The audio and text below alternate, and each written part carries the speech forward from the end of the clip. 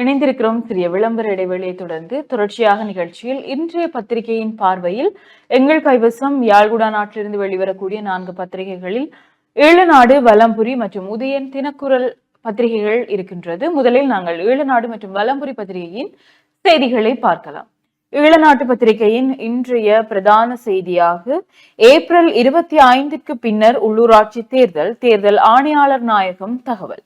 உள்ளூராட்சி மன்ற தேர்தலை எதிர்வரும் ஏப்ரல் 25ஆம் தேதிக்கு பின்னர் நடாத்த திட்டமிடப்பட்டுள்ளதாக தேர்தல் ஆணையாளர் நாயகம் சமன் ஸ்ரீ ரத்நாயக்க தெரிவித்துள்ளார் என்றவாறு இன்றைய ஈழநாட்டு பத்திரிகையின் பிரதான செய்தி காணப்படுகிறது. தொடர்ச்சியாக வலம்புரி நாளிதழின் பிரதான செய்தியை பார்க்கலாம்.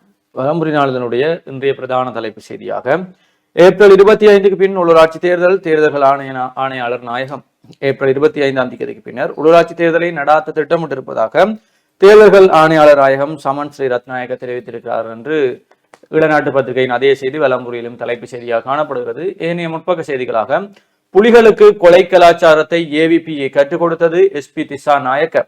தமிழீழ விடுதலை புலிகள் அமைப்பிற்கும் கொள்ளை கலாச்சாரத்தை மக்கள் விடுதலை முன்னணி அதாவது ஜேவிபியை கற்றுக் கொடுத்தது என முன்னாள் அமைச்சர் எஸ்பி திசாநாயக்க தெரிவித்திருக்கிறார். கண்டியில் நேற்று முன்தினம் வெள்ளிக்கிழமை இடம்பெற்ற ஊடகவியலாளர் மாநாட்டிலேயே அவர் இதனை தெரிவித்தார் என்று அந்த செய்தி காணப்படுகிறது.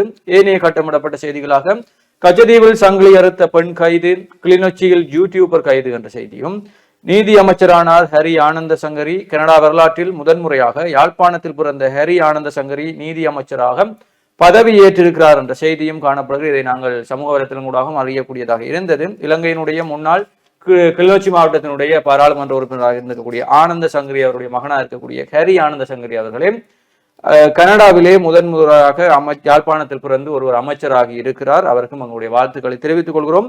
மோட்டார் சைக்கிள் விபத்து, இளைஞன் உயிரிழப்பு, பழையில் சம்பவம் என்ற செய்தி. அதே போல இலங்கை இந்திய மீனவர்கள் பிரச்சினை அரசியலுக்காக பூதாகரமாக்கப்பட்டது, கலந்துரையாடினால் தீர்வு, கச்சதீவில் தமிழக மீனவர்கள். கச்சதீவு புனித அந்தோணியார் தேவாலய திருவிழாவில் இலங்கை இந்திய பக்தர்கள் கலந்து கொள்வது வழமை. அந்த வகையில் திருவிழாவின் இறுதி நாளான நேற்று இலங்கை மீனவர்கள் இந்திய மீனவர்களிடையே நட்பு ரீதியான கலந்துரையாடல் ஒன்று இடம்பெற்றது. அதன் போதே இந்த விடயங்கள் பேசப்பட்டது என்ற செய்தியும் காணப்படுகிறது. பட்டலந்த அறிக்கை இன்று முதல் மக்கள் பார்வைக்கு. ஐநாவின் குற்றச்சாட்டுக்கு உள்நாட்டு பொறிமுறை மூலம் தீர்வு, சபையில் விஜிதகேர தெரிவிப்பு என்ற செய்தியும், இரு சகோதரர்கள் கொழும்பில் வெட்டி கொலை என்ற செய்திகளும் வலம்புரியுடைய முற்பக்க செய்திகளாக இருக்கிறது. தொடர்ச்சியாக ஈழநாட்டு பத்திரிகையின் இணைய செய்திகளை பார்க்கலாம். ஈழநாட்டு பத்திரிகையின் ஏனைய முற்பக்க செய்திகளுக்குள் ஏப்ரலில் வருகிறார் மோடி, உறுதிப்படுத்தியது அரசு. இந்திய பிரதமர் நரேந்திர மோடி எதிர்வரும் ஏப்ரல் மாதத்தின் முதல் வாரத்தில் இலங்கைக்கு விஜயம் மேற்கொள்ள உள்ளார் என வெளிவிவகார அமைச்சர் விஜிதஹேர தெரிவித்துள்ளார் என்றவாறு இந்த செய்தி காணப்படுகிறது. அதனைத் தொடர்ந்து செய்திகளாக பிள்ளையான் விஜாலேந்திரன் நேற்று ஒரே அணியில் சங்கமம், கிழக்கு தமிழர் கூட்டமைப்பு எனும் புதிய கூட்டமைப்பு நேற்று உதயமானது என்ற செய்தியும், கச்சதீவு திருவிழாவில் 8000 பக்தர்கள் என்ற கச்சதீவு புனித அந்தோனியார் ஆலயத்தின் வருடாந்த திருவிழாவின் புகைப்படங்களும் இங்கே பிரசுரிக்கப்பட்டுள்ளது.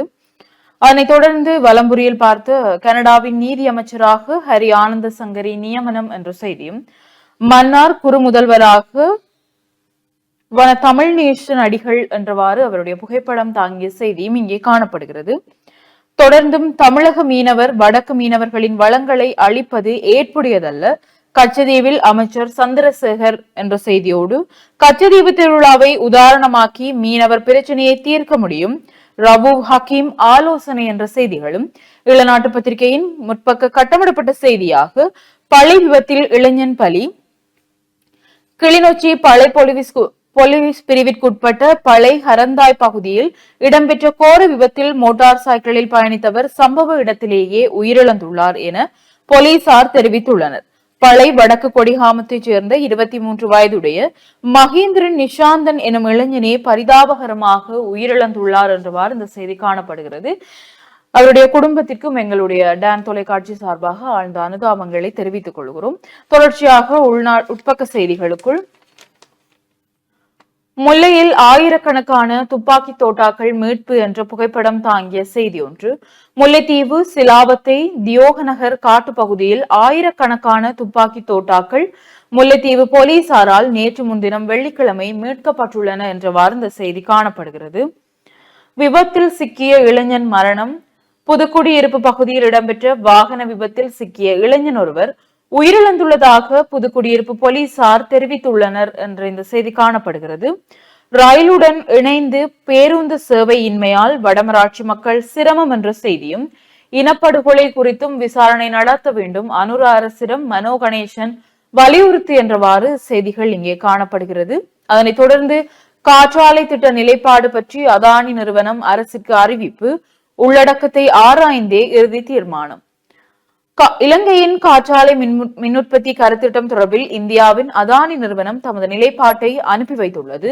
அதன் உள்ளடக்கத்தை பரிசீலனை செய்து அரசாங்கத்தின் தீர்மானத்தை வெகு விரைவில் சபைக்கு அறிவிப்போம். இவ்வாறு சக்தி வளத்துறை அமைச்சர் குமார ஜெயக்குடி தெரிவித்துள்ளார் என்றவாறு இந்த செய்தி காணப்படுகிறது. மட்டு சந்திவெளி காட்டில் ஆண் சிசு சடலமாக மீட்பு. மட்டக்களப்பு சந்திவெளி போலீஸ் பிரிவிற்குட்பட்ட மொரக்கொட்டாஞ்சோனை உள்ள காட்டு பகுதியில் நேற்று சனிக்கிழமை காலை ஆண் சிசு ஒன்று சடலமாக மீட்கப்பட்டதாக சந்திவெளி போலீசார் தெரிவித்தனர். காட்டுப்பகுதியில் ஆண் சிசு ஒன்று சடலமாக கிடப்பதை கண்ட பிரதேச மக்கள் போலீசாருக்கு உடனடியாக தகவல் வழங்கினர். இதனை அடுத்து சம்பவ இடத்திற்கு விரைந்து சந்திவெளி போலீசார் சிசுவின் சடலத்தை பிரேத பரிசோதனைக்காக மருத்துவமனையில் ஒப்படைத்தனர். இந்த ஆண் சிசுவை பெற்றெடுத்த தாய் சிசுவை உரப்பையில் கட்டி அதனை மொரக்கொட்டாஞ்சேனை காட்டுப்பகுதியில் வீசிவிட்டு சென்றதாக போலீசார் விசாரணையில் தெரிவித்துள்ளனர். மேலும் அந்த சிசு நேற்று பிறந்ததாகவும் சிசுவின் தாயை தேடும் பணியில் போலீசார் ஈடுபட்டு வருவதாகவும் போலீசார் தெரிவித்துள்ளனர் என்றவாறு இந்த செய்தி காணப்படுகிறது. அதனைத் தொடர்ந்து நான் எதற்காக தென்னக்கோனை மறைத்து வைத்திருக்க வேண்டும், சாகல ரத்நாயக்க கேள்வி என்ற செய்திகளோடு பட்ஜெட் பற்றாக்குறைக்காக IMF நிதியை பயன்படுத்தக்கூடாது, பிரதி அமைச்சர் ஹர்ஷன தெரிவிப்பு என்றவாறும் செய்திகள் இங்கே காணப்படுகிறது. தொடர்ச்சியாக பட்டளந்த சித்திரவதை முகாம் உருவான காரணத்தை ஆராய்க நளின் பண்டார அரசிடம் வலியுறுத்து. பட்டளந்த சித்திரவதை முகாம் தொடர்பில் மட்டுமன்றி அந்த முகாம் உருவானமைக்கான காரணங்கள் தொடர்பிலும் விசாரணைகளை நடத்தி உண்மையை கண்டறிய வேண்டும். இவ்வாறு ஐக்கிய மக்கள் சக்தியின் பாராளுமன்ற உறுப்பினர் நளின் பண்டார வலியுறுத்தியுள்ளார் என்றவாறு இந்த செய்தி காணப்படுகிறது. 5 வருடங்களாக தேடப்பட்டு வந்த நபர் சம்மாந்துறையில் சிக்கினார் என்ற செய்தியும், பெண்களை கட்டுப்படுத்தும் தடைகள் உடைக்கப்படும் ஹரணி அமரசூரிய என்ற செய்தியோடு பழுதடைந்த பழங்கள் விற்பனை 50,000 ரூபாய் அபராதம் விதிப்பு என்றவாறு உள்நாட்டு செய்திகள் காணப்படுகிறது.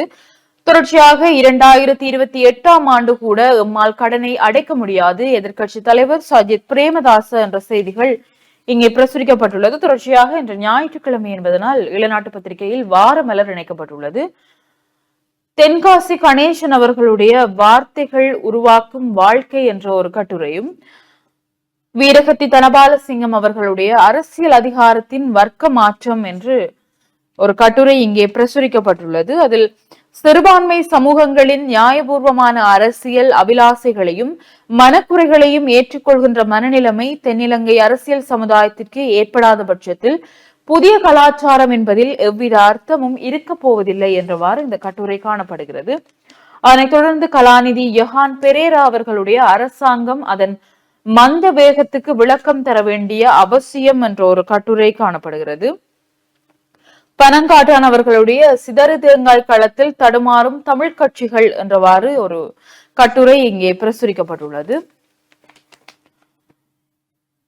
ராமகிருஷ்ணன் அவர்களுடைய எரிச்சலூட்டும் பாக்கு நீரிணை மீனவர் தகராறுக்கு தீர்வு காண்பது எவ்வாறு என்ற ஒரு கட்டுரையும், குமரேசன் அவர்களுடைய அரசியலில் தன்னால் சாதித்து காட்ட முடியும் என்று நம்பும் விஜய் கவனிக்க தவறும் விடயங்கள் என்றவாறும் கட்டுரைகள் இங்கே பிரசுரிக்கப்பட்டுள்ள அதனுடன் வியுக்தியார் கேள்விகள் பதில்கள் என்ற ஒரு பக்கமும், ஐங்கரன் விக்னேஸ்வரா அவர்களுடைய உத்தரவாதமற்ற உக்ரைன் போர் நிறுத்தம் சர்வதேச அமைதி காக்கும் படை சாத்தியமா என்ற ஒரு கேள்வியோடு இந்த கட்டுரை காணப்படுகிறது.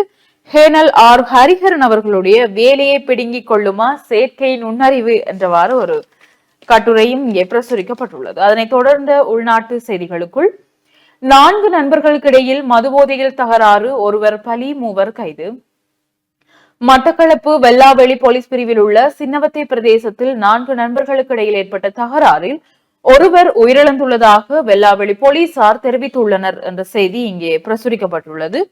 அரச காணிகளை கையகப்படுத்திய அரசியல்வாதிகள் பட்டியல் சபையில் என்ற செய்தியும் இறுதிப்பக்க செய்திகளுக்குள் பட்டளந்த ஆணைக்குழு அறிக்கை இன்று முதல் மக்கள் பார்வைக்கு என்ற செய்தியோடு தேசபந்துவின் மனைவியிடம் வாக்குமூலம் பெற்ற சிஐடி, இசைப்பிரியாவுக்கும் கொல்லப்பட்ட தமிழ் பெண்களுக்கும் நீதி கிட்டுமா சபையில் சாணக்கியன் கேள்வி என்றவாறு ஈழநாட்டு பத்திரிகையின் செய்திகள் காணப்படுகிறது. தொடர்ச்சியாக வலம்புரி நாளிதழின் ஏனைய செய்திகளோடு இணைந்திருக்கலாம். வலம்புரி நாளிதழுடைய ஏனைய செய்திகளுக்குள் பரீட்சார்த்திகளுக்கு இடையூறு ஏற்படுத்தினால் சட்டம் பாயும் தேர்தல்கள் ஆணைக்குழு.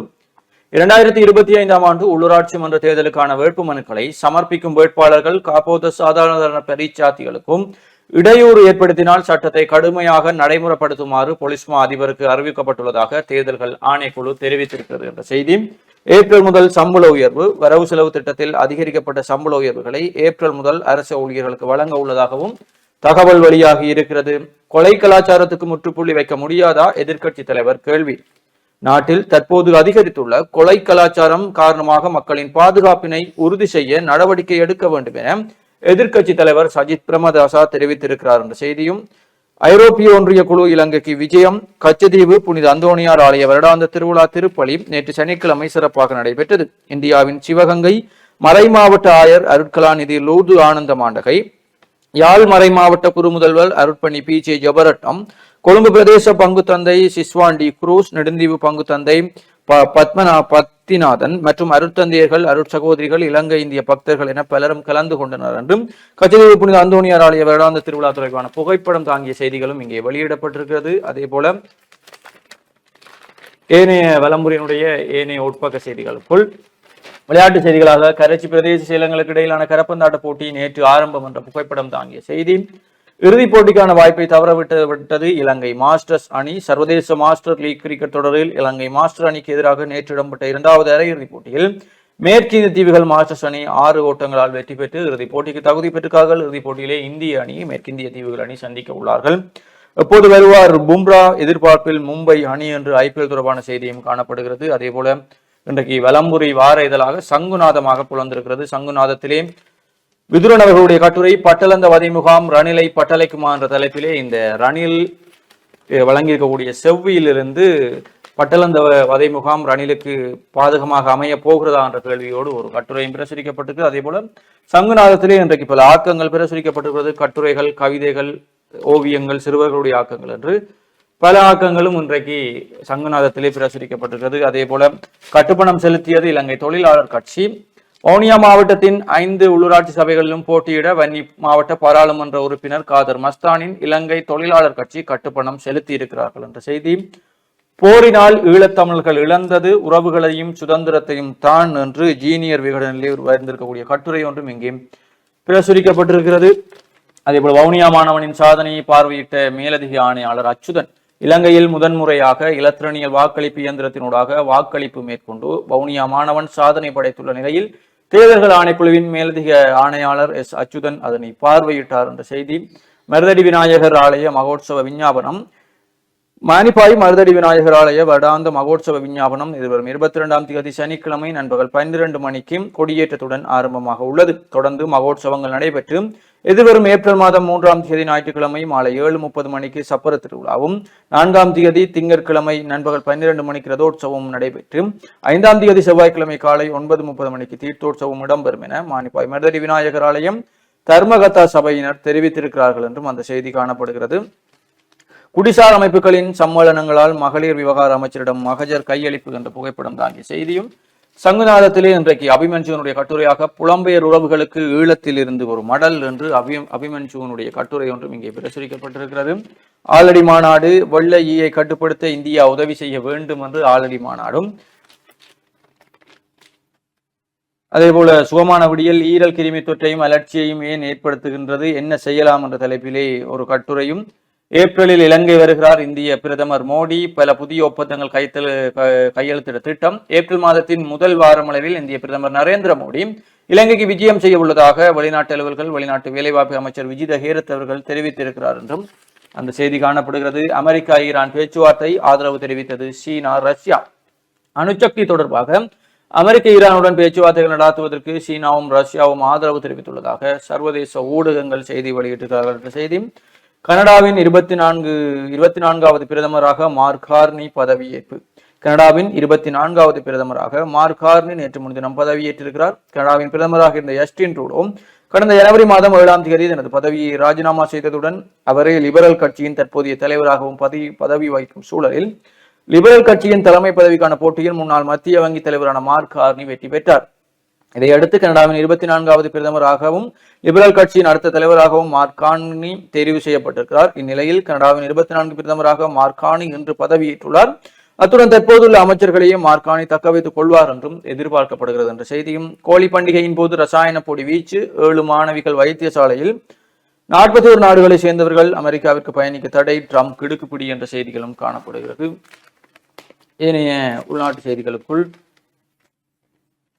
நீலமண்டல மக்களின் வாழ்க்கை ரகசியம் என்ற ஒரு வலம்புரியினுடைய சங்குநாத கட்டுரை ஒன்றும் காணப்படுகிறது. களம்பல கண்ட யாழ்கோட்டை செங்கையாளியனுடைய 48வது பதிப்பும் இங்கே பிரசுரிக்கப்பட்டிருக்கிறது.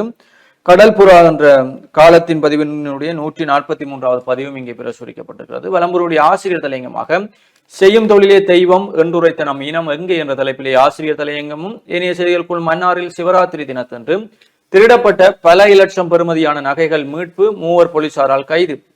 மன்னார் போலீஸ் பிரிவுக்குட்பட்ட சாந்திபுரம் பகுதியில் கடந்த சிவராத்திரி தினத்தன்று இரவு திருடப்பட்ட பல லட்சம் ரூபாய் பெறுமதியான நகைகள் மன்னார் போலீசாரால் நேற்று சனிக்கிழமை மீட்கப்பட்டதுடன் திருட்டு சம்பவத்துடன் தொடர்புடைய 3 கைது செய்யப்பட்டிருக்கிறார்கள்.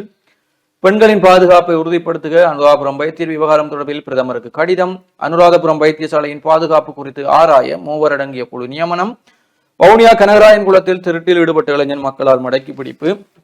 குற்றப்புலனாய்வு திணைக்களம் தேசப்பந்து தென்னக்கோனின் மனைவியுடன் வாக்குமூலம் என்ற செய்திகளும் காணப்படுகிறது. வவுனியாவில் கட்டுப்பணம் செலுத்தியது ஐக்கிய மக்கள் சக்தி என்ற புகைப்படம் தாங்கிய செய்தியும், T56 ரக துப்பாக்கி ரவைகள் மீட்பு என்ற செய்தியும் வலம்புரியுடைய முக்கிய செய்திகளாக இருக்கிறது. தொடர்ச்சியாக உதயன் பத்திரிகையின் இணைய செய்திகளோடு இணைந்திருக்கலாம். உதயன் பத்திரிகையின் பிரதான செய்தியாக செப்டம்பர் மாத அமர்வில் இலங்கைக்கு எதிராக ஐநாவில் வாக்கெடுப்பு. ஐக்கிய நாடுகள் மனித உரிமை பேரவையின் செப்டம்பர் மாத அமர்வில் இலங்கைக்கு எதிராக வாக்கெடுப்பு நடத்தப்பட உள்ளது என்று வெளிவார அமைச்சர் விஜித ஹேரத் தெரிவித்துள்ளார் என்றவாறு உதயன் பத்திரிகையின் பிரதான செய்தி காணப்படுகிறது. தொடர்ச்சியாக தினக்குரல் நாளிதழின் பிரதான செய்தியோடு இணைந்திருக்கலாம். தினக்குரல் நாளிதழுடைய பிரதான தலைப்பு செய்தியாக பொறுப்பு கூறலுக்கு உள்ளக பொறிமுறை, வெளியக தலையீட்டுக்கு அவசியமில்லை, கடந்த அரசுகள் போல் அனுர அரசும் என்ற தலைப்பிலே தினக்குரலுடைய தலைப்பு செய்தி காணப்படுகிறது. தேசிய நல்லிணக்கத்தை கட்டியெழுப்ப உரிய நடவடிக்கைகளை எடுத்துள்ள நாம் நீதிமன்ற கட்டமைப்பையும் மனித உரிமைகள் கட்டமைப்பையும் பாதுகாத்தும் உள்ளக பொறிமுறை ஊடாக விசாரணைகள் மேற்கொள்ளப்படும் என்று அனுர அரசும் தெரிவித்திருக்கிறது என்று அந்த செய்தி தொடர்ந்து செல்கிறது.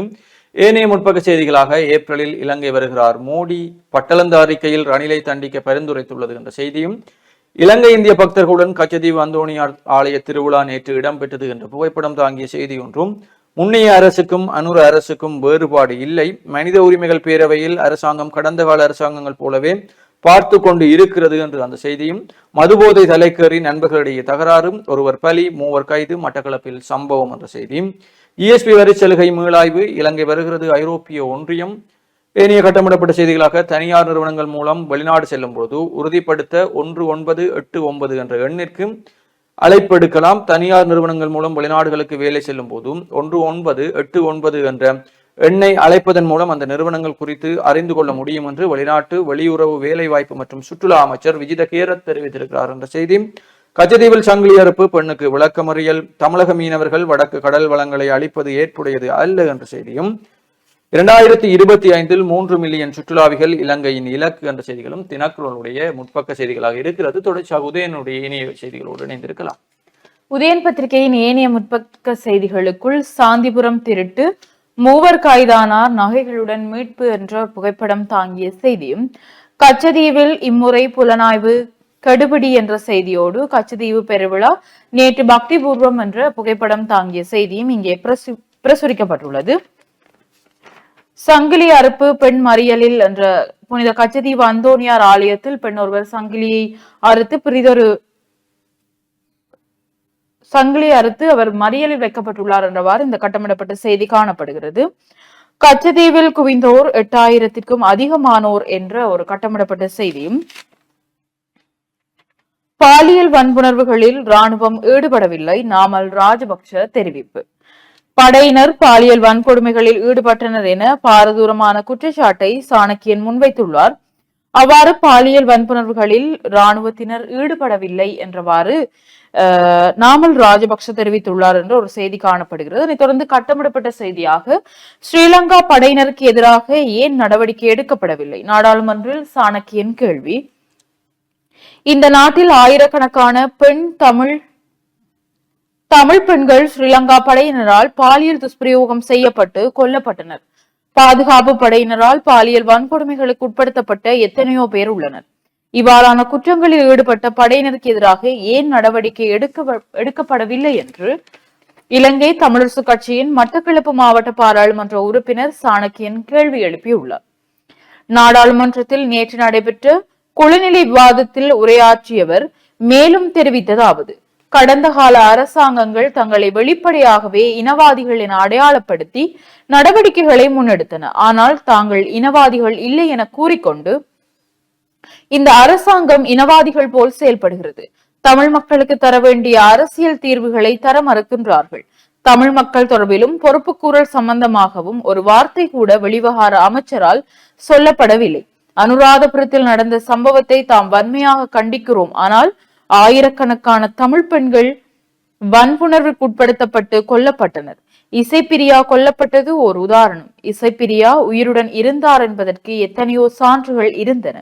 அதன் பின்னர் அவர் கொடுமைப்படுத்தப்பட்டு நிர்வாணப்படுத்தப்பட்டு கொல்லப்பட்டிருந்தார். அவருக்கு நீதி தேவையில்லையா என்ற மாதிரி இந்த செய்தி காணப்படுகிறது. இவைதான் உதயன் பத்திரிகையின் முற்பக்க செய்திகள். தொடர்ச்சியாக உட்பக்க செய்திகளை பார்க்கலாம். மீனவர்களை மோதவிட்டு குளிர்காயும் அரசாங்கம், ராமேஸ்வர மீனவர் கூட்டமைப்பின் தலைவர் தெரிவிப்பு. வயிற்று பிழைப்புக்காக வருகை தரும் மீனவர்கள் மீது எந்த ஒரு நாடும் செய்யாத கொடுமையான செயலை இலங்கை அரசு செய்கின்றது. வாடகை வீட்டில் இருக்கும் ஒருவரை உடனே வெளியேறு என்று சொல்ல முடியாது. எனவே 2 நாட்டு மீனவர்களையும் வைத்து பேச்சு நடாத்தி சிறந்த முடிவை எடுக்க வேண்டும் என்றவாறு இந்த செய்தி காணப்படுகிறது. அதனைத் தொடர்ந்து 3 வருடத்தில் 30% மின் கட்டணம் குறைவு. மின்சார கட்டணத்தை 3 வருடங்களில் 130% வரை குறைத்து ஸ்திரநிலையில் கொண்டுவர செய்வதே அரசாங்கத்தின் திட்டம். அதற்கான நடவடிக்கை தற்போது இடம்பெற்று வருகின்றது என வலுசக்தி அமைச்சர் அருண கருணாதிலக நாடாளுமன்றில் தெரிவித்துள்ளார் என்றவாறு இந்த செய்தி காணப்படுகிறது. கிராண்ட் பாஸில் சகோதரர்கள் வெட்டி கொலை. கொழும்பு கிராண்ட் பாஸின் வெஹரஹொடெல்ல பகுதியில் இரு குழுக்களிடையே ஏற்பட்ட மோதலில் 2 சகோதரர்கள் வெட்டி கொலை செய்யப்பட்டுள்ளனர் என போலீசார் தெரிவித்துள்ளனர் என்றவாறு ஒரு கட்டமிடப்பட்ட செய்தி இங்கே பிரசுரிக்கப்பட்டுள்ளது. அதனைத் தொடர்ந்து சட்டங்களின் ஓட்டையால் தனைகுடுகிறது தேசம். யாழ் பல்கலைக்கழக ஆசிரியர் சங்கம் கண்டனம். சர்வதேச ரீதியாகவும் நாடு தழுவிய ரீதியிலும் மகளிர் தினம் தொடர்பான செயல்பாடுகள் நடைபெற்று வருகின்ற நாட்களில் ஒரு பெண் மருத்துவர் பாலியல் துஷ்பிரயோகத்திற்கு ஆளாக்கப்பட்ட செய்தி தேசத்திற்கு அவமானத்தை தருகின்றது என்று யாழ்ப்பாண பல்கலைக்கழக ஆசிரியர் சங்கம் தெரிவித்துள்ளது என்றவாறு இந்த செய்தி காணப்படுகிறது. பட்டளந்த வதை முகாம் நீதியை நிலைநாட்டுக எதிர்க்கட்சி வலியுறுத்து என்ற செய்தியும், அரச ஊழியர்களுக்கான வேதன உயர்வு அடுத்த மாதம். வரவு செலவு திட்டத்தில் அதிகரிக்கப்பட்ட சம்பள உயர்வுகளை ஏப்ரல் முதல் அரசு ஊழியர்களுக்கு வழங்க அரசாங்கம் தயாராகி வருவதாக தெரிவிக்கப்பட்டுள்ளது என்று இந்த செய்தி ஒன்று இங்கே பிரசுரிக்கப்பட்டுள்ளது. சிசுவின் சடலம் மீட்பு என்று நாங்கள் ஏலவே எழுநாட்டு பத்திரிகையில் விரிவாக பார்த்த ஒரு செய்தி. இலங்கையுடன் தொடர்பட்ட இணையவழி மோசடி குழு இந்திய போலீசாரால் கைது என்ற செய்தியும் இங்கே பிரசுரிக்கப்பட்டுள்ளது. அதனைத் தொடர்ந்து இன்று ஞாயிற்றுக்கிழமை உதயன் பத்திரிகையில் சஞ்சீவி மலரும் இணைக்கப்பட்டுள்ளது. வடக்கில் டெங்கு 95% கட்டுப்பாட்டில் என்ற ஒரு வடக்கு மாகாண சுகாதார சேவைகள் பணிப்பாளர் மருத்துவர் கலாநிதி சமன் தர்மஸ்ரீ பத்ரன அவர்களுடைய கேள்வி பதில்களோடு இந்த சஞ்சீவி மலர் புலர்ந்திருக்கிறது. தொடர்ச்சியான மருத்துவர் குருபரன் அவர்களுடைய முட்டைப்பை நீர்க்கட்டி நோய் என்ற நீர் தொடர்பான முழுமையான விளக்கம் ஒன்று இங்கே பிரசுரிக்கப்படுகிறது. அதனைத் தொடர்ந்து அசிங்கப்பட்டது ரணில் மட்டுமல்ல என்றவாறு அண்மையில் அல்ஜசீரா தொலைக்காட்சிக்கு எங்கள் நாட்டின் முன்னாள் ஜனாதிபதி ரணில் விக்ரமசிங்க வழங்கிய நேர்காணல் தொடர்பான விமர்சனம் ஒன்று இங்கே பிரசுரிக்கப்பட்டுள்ளது. தலையங்கமாக அசிங்கப்பட்டது ரணில் மட்டுமல்ல என்றவாறு இந்த தலையங்கம் காணப்படுகிறது. நிலாந்தன் அவர்களுடைய ஊருக்கும் வெட்கமில்லை, உலகுக்கும் வெட்கமில்லை, ரணிலுக்கும் வெட்கமில்லை என்றவாறு ஒரு கட்டுரை பிரசுரிக்கப்பட்டுள்ளது. அதனைத் தொடர்ந்து சங்க பண்பாடு கவிஞர்களின் பார்வையில் தமிழ் பண்பாடும் வாழ்வியலும் என்று சென்ற வார வலம்புரி உதயன் நாளிதனுடைய சஞ்சீவி மலரின் தொடர்ச்சி ஒன்று இங்கே பிரசுரிக்கப்பட்டுள்ளது. ஊடகவியலாளர்களை குறிவைத்து வேட்டை என்று இதுவும் சென்ற வாரத்தின் தொடர்ச்சிதான். அதனைத் தொடர்ந்து சிறுவர்களுடைய ஆக்கங்களும் ஓவியங்களும் இங்கே பிரசுரிக்கப்பட்டுள்ளது. நீங்களும் உங்கள் பிள்ளைகளின் ஓவியங்கள் ஆக்கங்களை அனுப்பி வைக்க வேண்டும் என்று சொன்னால் உதயன் சஞ்சீவி இலக்கம் 361 கஸ்தூரியார் வீதி யாழ்ப்பாணம் என்ற முகவரிக்கும், தொடர்புகளுக்கு 0777655555 என்ற இலக்கத்திற்கு நீங்கள் வாட்ஸ்அப் மூலமாகவோ அல்லது தொலைபேசி அழைப்பின் மூலமாகவோ தொடர்பு கொள்ளலாம் என்றவாறும் தரவுகள் இங்கே தரப்பட்டுள்ளது. தொடர்ச்சியான உள்நாட்டு செய்திகளுக்குள் வீதி போக்குவரத்து மாணவர்களுக்கு தெளிவூட்டல் என்ற ஒரு புகைப்படம் தாங்கிய செய்தியும், விலங்குகள் கணக்கெடுப்பு நன்மை பயக்கும் வனவள திணைக்களம் விளக்கம் என்ற ஒரு செய்தி இங்கே பிரசுரிக்கப்பட்டுள்ளது. நேற்றைய தினம் பிரதேசங்களில் இந்த விலங்கு கணக்கெடுப்பு வனவிலங்கு கணக்கெடுப்புகள் இடம்பெற்ற அது தொடர்பான செய்தி ஒன்று இங்கே பிரசுரிக்கப்பட்டுள்ளது. சிநேகபூர்வ கிரிக்கெட்டில் வெற்றி கிணத்தை தனதாக்கிய மன்னார் என்ற புகைப்படம் தாங்கிய செய்திகளும், மீனவர்கள் பிரச்சினைக்கு தீர்வு இந்திய மத்திய அரசின் கையில், கடற்தொழில் அமைச்சர் தெரிவிப்பு என்றவாறும் செய்திகள் இங்கே பிரசுரிக்கப்பட்டுள்ளது. இவைதான் இன்றைய உதயன் பத்திரிகையின் செய்திகளாக காணப்படுகிறது. தொடர்ச்சியாக தினக்குரல் நாளிதழின் உட்பக்க செய்திகளோடு இணைந்திருக்கலாம். தினக்குரல் நாளிதழுடைய உட்பக்க செய்திகளுக்குள் கச்சதீவில் சோதனை கடுபிடி அதிகரிப்பு, ஊடகவியலாளர்களிடமும் சோதனை.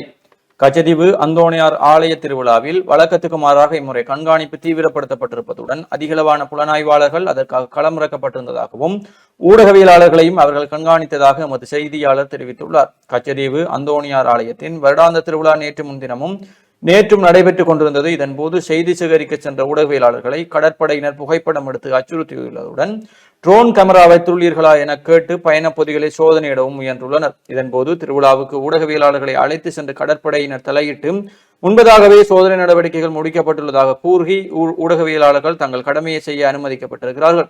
மேலும் வழக்கத்தை விடவும் அதிகளவான கடற்படை புலனாய்வாளர்கள் குவிக்கப்பட்டு சோதனை மற்றும் கண்காணிப்பு நடவடிக்கை தீவிரப்படுத்தப்பட்டிருந்ததாகவும் அறிய முடிகிறது என்ற செய்தியும் காணப்படுகிறது. பெண்களை கட்டுப்படுத்தும் தடைகளை தகர்க்க அரசாங்கம் உறுதி என்ற செய்தி. கசிப்பு உற்பத்தி நிலையம் முற்றுகை.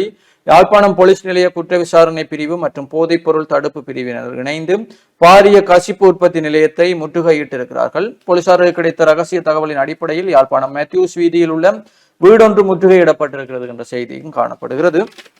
அதே போல ஏனைய உட்பக்க செய்திகளுக்குள் தினக்குரலும் இன்றைக்கு வார இதழாக புலர்ந்திருக்கிறது. குரல் பதிப்பாக கச்சதீவானிடம் வரம் கேட்ட இரு நாட்டு உறவுகள், பெண்கள் பாதுகாப்பை உறுதிப்படுத்துங்கள், மன்னார் பெண்கள் அமைப்பு பிரதமருக்கு கடிதம் என்ற செய்தியும், நெடுந்து விஜயபாலன் அவர்களுடைய உள்ளூராட்சி தேர்தல் வியூகம் தமிழ் தேசிய கட்சிகளின் தப்பு கணக்கு என்ற தலைப்பிலே ஒரு கட்டுரையும் இங்கே பிரசுரிக்கப்பட்டிருக்கிறது. அதே போல பட்டளந்த ஆணைக்குழு என்றால் என்ன, ரணிலின் தடுமாற்றத்துக்கு இதுதான் காரணமா என்ற கேள்வியோடு ஒரு கட்டுரை. தமிழ் சமூகத்தை பின்னடைவிலிருந்து மீட்க ஒரு புத்தாக்க அரசியல் தேவைப்படுகிறது. ரொசான் நாகலிங்கம் அவர்களுடைய நேர்காணல் தொடர்பான கட்டுரையும் இங்கே காணப்படுகிறது. பாகிஸ்தான் ரயில் குண்டுவெடிப்பு, பலுசிஸ்தான் விடுதலை படையினரின் இலக்கு தான் என்ன என்ற தலைப்பிலே வெளிநாட்டு கட்டுரை ஒன்றும், தொண்டனில்லாத கட்சிகள் போட்டியிடும் உள்ளூராட்சி தேர்தல் என்ற கட்டுரை ஒன்றும் இங்கே பிரசுரிக்கப்பட்டிருக்கிறது. சுனிதா வில்லியம்ஸை மீட்கும் நடவடிக்கை பிற்போடப்பட்டது ஏன் என்று நாசா விண்வெளி ஆராய்ச்சி நிலையம் தொடர்பான சர்வதேச கட்டுரை ஒன்றும் இங்கே பிரசுரிக்கப்பட்டிருக்கிறது.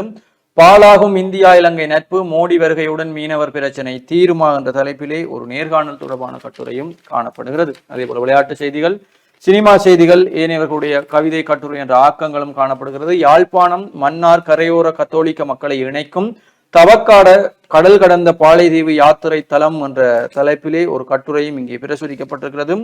புத்தகையா யாருக்கு சொந்தம், இந்துக்கள் பௌத்தர்கள் முருகல் என்ற சர்வதேச கட்டுரையும் ஒன்று இங்கே காணப்படுகிறது.